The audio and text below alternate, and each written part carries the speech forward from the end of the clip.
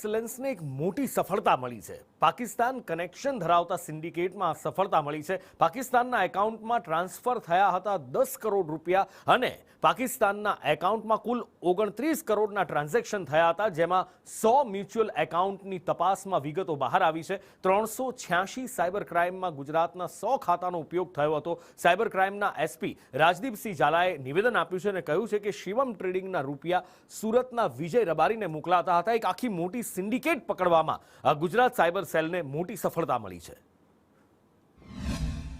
આ ગેંગ દ્વારા જે પૈસા મોકલવામાં આવતા હતા એ પૈકી 10 કરોડ જેટલી રકમ એક જ યુએસડીટી અકાઉન્ટ જે છે જે બિટગેટ પ્લેટફોર્મ પર હતું એમાં મોકલવામાં આવતા, જે ચેતનના ફોરેન્સિકથી એના ફોનમાંથી મળ્યું।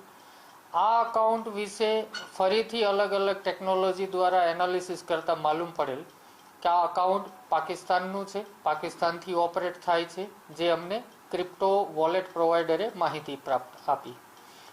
અને એ જ એકાઉન્ટનું છેલ્લા 2 વર્ષનું તમામ ટ્રાન્ઝેક્શન અહીંથી એનાલિસિસ કરવામાં આવેલું, જેમાં કુલ 29 કરોડ જેવી માતબર રકમ ગયેલ છે। અને આ જે ગેંગ પકડાઈ શિવમ ટ્રેડિંગવાળી, આ ગેંગ દ્વારા 10 કરોડથી વધારે રકમ પાકિસ્તાનના જે યુએસડીટી વોલેટ છે એમાં મોકલવામાં આવ્યા હતા, જે અનુસંધાને ચેતન ગાંગાણીની ધરપકડ કરવામાં આવી છે।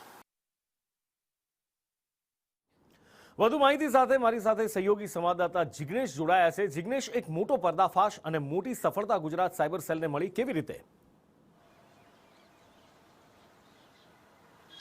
વાત કરવામાં આવે નુપુર આખા કેસની તો સૌ પ્રથમ એક મ્યુલ એકાઉન્ટ કે જે શિવમ ટ્રેડિંગના નામે ખોલવામાં આવ્યું હતું, જ્યારે તેની તપાસ કરવામાં આવી ત્યારે તે એકાઉન્ટ એક એપીએમસીની પેઢીના નામે રજીસ્ટર્ડ હતું અને શિવમ એન્ટરપ્રાઇઝ તેનું નામ હતું। જ્યારે તેની તપાસ કરી ત્યારબાદ એક બાદ એક કડી મળતી ગઈ। કડી સૌપ્રથમ મોરબીથી શરૂ થઈ અને છેવટે સુરત સુધી પહોંચી।